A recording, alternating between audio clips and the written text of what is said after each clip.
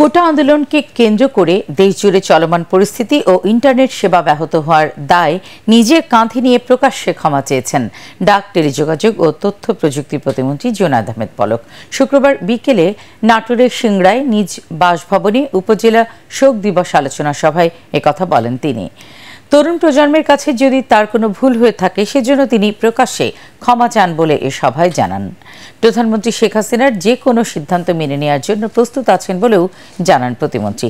সারা দেশের শিক্ষার্থীদের সাথে যে দূরত্ব এবং ভুল বোঝাবুঝির সৃষ্টি হয়েছে তা দূর করতে দ্রুত উদ্যোগ নেওয়ার আহ্বানও জানান পলক।